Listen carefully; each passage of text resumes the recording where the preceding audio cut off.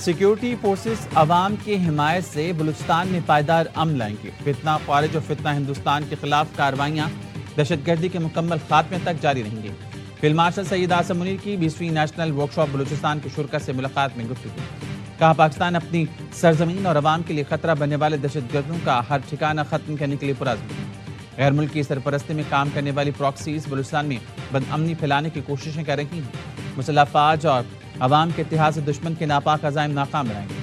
بلوچستان پاکستان کا فخر، بے پناہ قدرتی وسائل سے مالا مال ہے۔ بلوچستان کے محب وطن، باہمت اور جفاکش عوام صوبے کی سب سے بڑی طاقت ہیں۔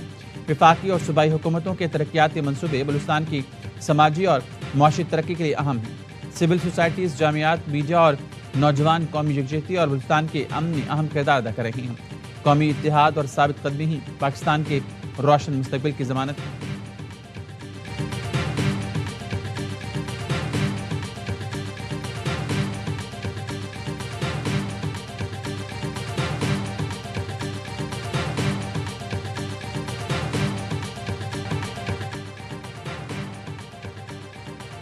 مستونگ کے علاقے کھٹ کوچا میں سیکیورٹی فورسز کی کارروائی فتنہ ہندوستان کے 6 دہشت گردوں کو ٹھکانے لگا دیا گیا۔ متعدد دہشت گرد گرفتار۔ سیکیورٹی ذرائع نے بتایا گرفتار دہشت گردوں میں سہولت کار سمیت مرد اور خواتین خودکش بمبار بھی شامل ہیں۔ کارروائی میں دہشت گردوں کے متعدد کمین گاہیں مکمل طور پر تباہ کر دی گئی۔ اسلحہ اور گولہ بارود برآمد کر لیا گیا۔ صدر مملکت آصف علی زرداری، وزیر اعظم شہباز شریف اور وزیر داخلہ محسن نقوی کی کامیاب کارروائی پر فورسز کی ستائش۔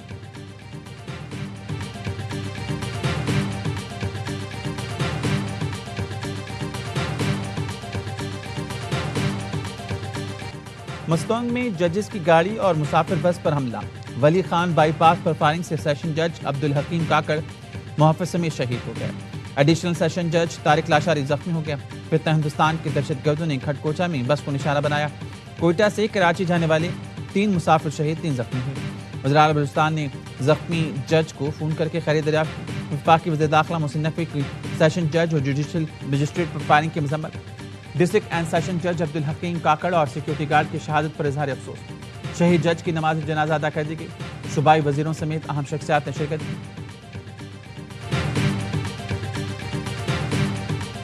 یہ جو تقریریں کرتے پھر رہے ہیں ان کا نام لے تو ایک ہی چیز ذہن میں آتی ہے، کرپشن کے علاوہ ان کا اور کوئی ان کی جو ہے وہ میراث نہیں ہے، صرف کرپشن ہے۔ اور جہاں پہ ان کو اقتدار لوگوں نے دیا ہوا ہے وہاں پہ انہوں نے کرپشن کی انتہا کی ہوئی۔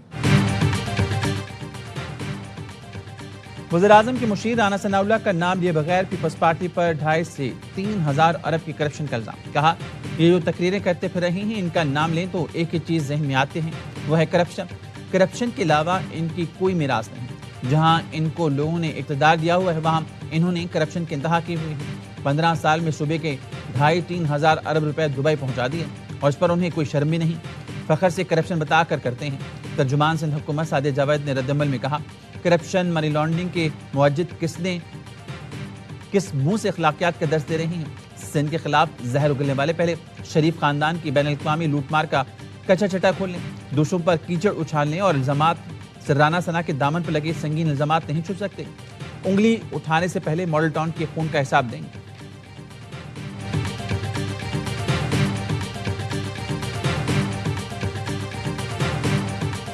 یہ ہماری سوسائٹی کا ایک بدقسمتی کا داغ ہے۔ میں سمجھتا ہوں کہ جو بندے پیپلز پارٹی کے ہیں صرف وہی پاکستان کے مخلص ہیں، باقی سارے دشمن ہیں۔ اور میں نے ثابت کرنا، میرے مخالف وہ مسلم لیگ ہو یا پی ٹی آئی ہو یا باقی جماعتیں، انہوں نے میرے لیے ثابت کرنا ہے۔ یہ ایک مروجہ رواج۔ سیاسی جماعتیں ایک دوسرے کو غلط ثابت کرنے میں لگی ہوئی ہیں۔ پیپلز پارٹی رہنما قمر زمان کائرہ کہتے ہیں مزاج یہ ہو گیا ہے کہ ہمیں اچھی اور بہتر گفتگو اچھی نہیں لگتی۔ نون لیگ کے اختیار ولی نے کہا بلاول بھٹو نے کشمیر الیکشن کے دوران لہجہ خراب کرنے میں پہل کی۔ بلاول بھٹو تھوڑا پٹری سے اتر گئے ہیں، پھر یہی ہوتا ہے، دوسرا زیادہ اترتا ہے۔ منشور سے زیادہ مخالف پارٹی کے خلاف نہیں بولیں گے تو کوئی سنتا بھی نہیں۔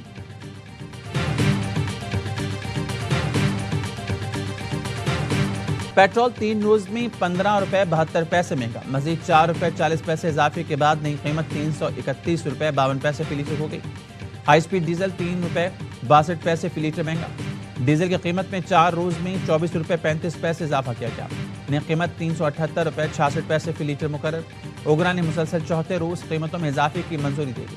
پیٹرولیم ڈویژن نے اعلامیہ جاری کر دیا۔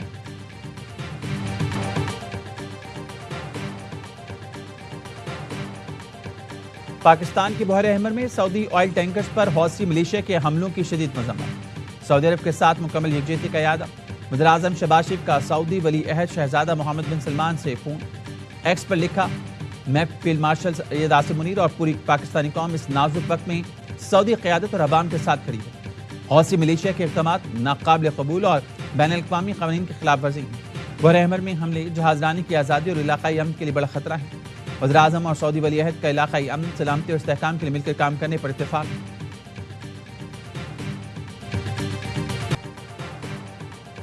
حوثیوں نے دوبارہ حملے کیے تو امریکہ ایران کے خلاف سخت فوجی کارروائی کرے گا۔ امریکی صدر نے واضح کر دیا، کہا حوثی ایران کی پراکسی ہیں، ان کے اقدامات کی ذمہ داری تہران پر ہوگی۔ حوثیوں نے پہلے ذمہ داری کا مظاہرہ کیا لیکن اب دوبارہ حملے شروع کر دیے۔ گزشتہ رات 2 سعودی جہازوں پر فائرنگ کی۔ کہا سعودی عرب سے سول نیوکلیئر ڈیل کا مقصد صرف پرامن استعمال ہے، اس میں یورینیم کی کوئی افزودگی نہیں ہوگی۔ معاہدہ سعودی عرب کے ابراہیمی معاہدے میں شامل ہونے سے مشروط ہوگا۔ Pakistan reaffirms that any hostile act against Pakistani flagged vessels or Pakistan's maritime interest will be regarded as a grave threat to our national security. We reserve the right to take all necessary measures in self-defense consistent with international law. ہمارے تجارتی جہازوں پر حملہ، پاکستان پر حملہ ہوگا، اس کا جواب دیں گے۔ پاکستان نے یمن کے حوثی گروہوں کو پھر خبردار کر دیا۔ ترجمان دفتر خارجہ کہنے ہیں، بحر احمر میں پاکستانی پرچم بردار جہازوں یا پاکستان کے بحری مفادات کے خلاف کسی بھی جارحانہ اقدام کو قومی سلامتی کے لیے سنگین خطرہ تصور کیا جائے گا۔ سمندری اثاثوں کے دفاع کے لیے طاقت کے استعمال کا حق رکھتے ہیں۔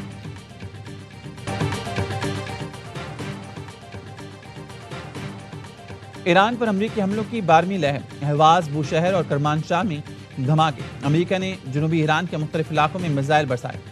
بوشہر کے گورنر کا کہنا ہے حملوں میں جوہری پلانٹ کے قریب بجلی کے سب اسٹیشن کو بھی نشانہ بنایا گیا۔ ایکزیوس کے مطابق امریکی فوج نے ایران پر حملوں میں ہی B-1 بمبار طیارے کا استعمال شروع کر دیا۔ پاسداران انقلاب کے اہداف کو نشانہ بنانے کے لیے طیارے کا استعمال کیا گیا۔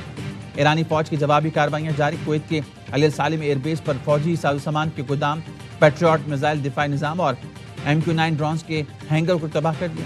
ایرانی میڈیا کے مطابق حملوں کے بعد امریکہ نے قطر کی الوداعد بیس پر بھی طیارے ہٹا دیے۔ امریکی سینٹ نے ایران جنگ کے خلاف قرارداد مسترد کر دی۔ صدر ٹرمپ کے جنگی اختیارات محدود کرنے کی قرارداد کے حق میں 47، مخالفت میں 49 ووٹ پڑے۔ قرارداد میں ایران کے خلاف فوجی کارروائی کو کانگریس کی منظوری سے مشروط کرنے کا مطالبہ کیا گیا تھا۔ اس سے پہلے ایوان نمائندگان میں ایران کے خلاف جنگ روکنے کی قرارداد منظور کی گئی۔ قرارداد 208 کے مقابلے میں 214 ووٹ سے منظور کی۔ 4 ریپبلکنز اراکین نے قرارداد کے حق میں ڈیموکریٹس کا ساتھ دیا۔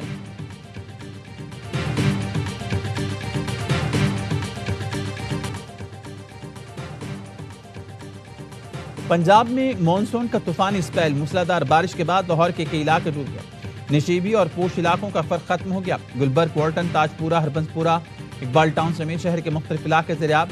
ہربنس پورہ انڈر پاس میں پانی داخل، 2 ارب روپے سے زائد لاگت سے تیار۔ خیابان فردوسی پر ایک اور گڑھا پڑ گیا۔ نئی سڑک پہلی بارش برداشت نہ کر سکی۔ سب سے زیادہ بارش ایئرپورٹ کے علاقے میں 263 ملی میٹر ریکارڈ کی گئی۔ بارش کے بعد واسا کی ٹیمیں مصروف رہیں کہ علاقوں سے پانی نکال دیا گیا۔ ناروال، گجرانوالہ، قصور میں بارش کا سلسلہ تیسرے روز بھی جاری رہا۔ بھارتی سلال ڈیم کے ریلوں سے چناب بفر گیا۔ پانی کی سطح میں مسلسل اضافہ۔ چنیوٹ کے علاقے، میاوال کا علاقہ پانی کی نظر، آس پاس کے علاقوں میں تباہی۔ وزیرآباد میں خان کی بیراج پر پانی کی سطح بلند۔ سیالکوٹ میں ہیڈ مرالہ کے مقام پر پنچناب میں درمیانے درجے کا سیلاب۔ Continued failure to resolve long-standing Jammu and Kashmir dispute between India and Pakistan remains at the heart of regional instability. We also remain deeply concerned India's illegal unilateral decision to place the Indus Waters Treaty in abeyance.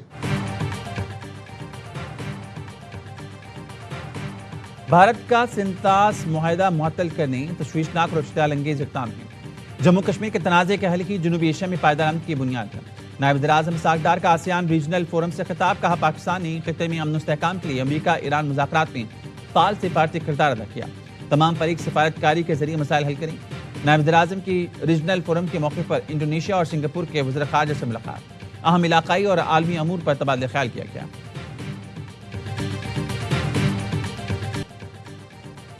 وزیر خزانہ محمد اورنگزیب کی امریکہ میں IMF حکام سے ملاقاتیں، پاکستان کی macro economic صورتحال، tax اور توانائی اصلاحات پر بات چیت۔ IMF نے انسانی وسائل کی ترقی، خواتین کی معاشی شمولیت، ٹیکنالوجی اور برآمدات پر مبنی ترقی پر زور دیا۔ وزیر خزانہ نے حکومت کے مالی نظم و ضبط کے عزم کا اعادہ کرتے ہوئے IMF کے تعاون پر شکریہ ادا کیا۔ کراچی میں 6 سال کی بچی کے اغوا اور قتل کیس کا ملزم مبینہ مقابلے میں مارا گیا۔ پولیس نے بتایا CCTV اور دیگر شواہد کی مدد سے جیکسن تھانے کی حدود میں کارروائی کی گئی۔ مشتبہ شخص نے اہلکاروں کو دیکھتے ہی فائرنگ کی، جوابی کارروائی میں زخمی ہوا، دوران علاج دم توڑ گیا۔ 6 سال کی بچی گزشتہ روز گھر سے چیز لینے گئی تھی، واپس نہیں آئی۔ بابا بھٹ جزیرے کی رہائشی مچھیرے کی بیٹی کی لاش ماڑی پور سے ملی تھی۔ کراچی کی عدالت میں ڈاکٹر آکاش قتل کیس کی سماعت، تفتیشی افسر نے بتایا ملزمان سریش، رام چند اور انیل اپنے ساتھیوں کی فائرنگ سے مارے گئے۔ جوڈیشل مجسٹریٹ نے استفسار کیا، کیا مطلب مارے گئے؟ وہ تو پولیس کسٹڈی میں تھے۔ تفتیشی افسر نے جواب دیا، ملزمان کی نشاندہی پر پولیس ان کے ساتھیوں کو گرفتار کرنے بروہی گوٹھ پہنچی تو فائرنگ کا تبادلہ ہوا۔ جوڈیشل مجسٹریٹ جنوبی نے کہا، جب ملزم ہی نہیں ہیں تو میرے پاس کیا لینے آئے؟ عدالت نے رپورٹ کو عدالتی ریکارڈ کا حصہ بنا کر سماعت ملتوی کر دی۔